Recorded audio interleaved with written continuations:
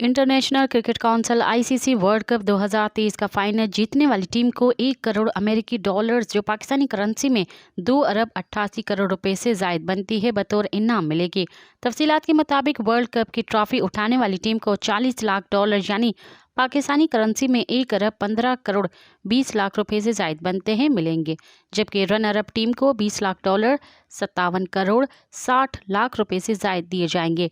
Semifinal खेलने वाली टीमों के लिए 8-8 लाख डॉलर जो कि पाकिस्तानी करेंसी में 23 करोड़ 4 लाख रुपए बनते हैं।